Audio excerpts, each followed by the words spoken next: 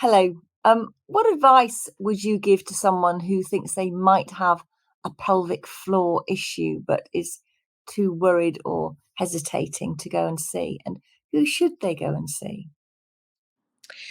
So, first and foremost, I would reassure them that they are definitely not on their own, and that these issues are extremely common, but that we shouldn't really be normalising them. I would, I'd always encourage them to go and see a pelvic health physio, um, because a lot of their symptoms they can discuss, and like I say, pelvic floor sort of rehab is gold standard treatment for a lot of pelvic floor issues as a first line. So it's always a good place to start. I think a lot of people feel really embarrassed, but when they talk to their friends, most of them will be experiencing something. Um, and it's reassuring, I think, when you suddenly realize that you're not on your own with this, and actually we've been quiet for a long time and it's time to talk about these things now.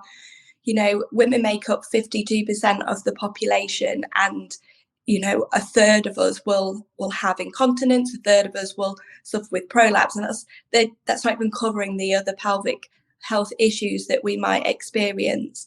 And can start, sorry to interrupt, but they can start well before the menopause, can't they? Because if you had a traumatic birth, so that's why it's important. And I think probably that's why my daughter gave me the squeezy app. She's mother, I'm doing this. Make sure that you are.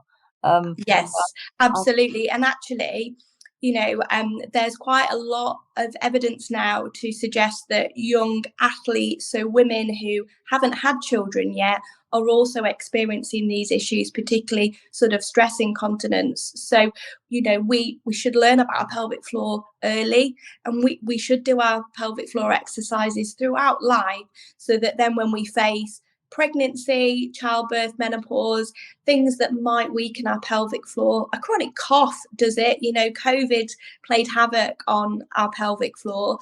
That we're already familiar with how to do those exercises. Like you say, the Squeezy app, it's my number one go-to for my patients. And I think downloading it explains how to do the exercises, and it breaks it down into your slow, your quick, and it will remind you. The average woman spends about £70 on incontinence products a month, and actually, yeah. So that money, if you spend on, seeing a professional, suddenly that £70 is going into your appointment, and you're not needing to spend that on lots of basis. Yeah. Thank you very much for that. We've got to wait to the next question now. Wait a minute. So do discuss the importance of pelvic floor health. That's going to be quite a short one, number 9. Okay. Yeah. Okay. Hi, can you discuss with me the importance of pelvic floor health in maintaining your overall physical and emotional well-being? Because you wouldn't have thought that the pelvis has anything to do very much with your emotions and your pelvic and your rest of you, would you?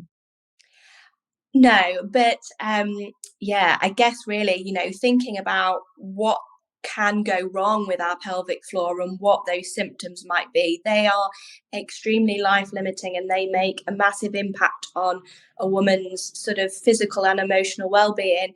If we have incontinence, prolapse, we might stop exercising. It might make going to work hard. We might be embarrassed, therefore we limit our sort of social interactions. It might then stop us from, continuing or having a sexual relationship with our partner. And then that leads into other things such as, pelvic pain and painful sex. And suddenly, those relationships may change, and that affects how we feel, sort of physically, mentally, and what we're capable of. It can mean that actually women spend a huge portion of their lives in ill health compared to men. Okay, thank you.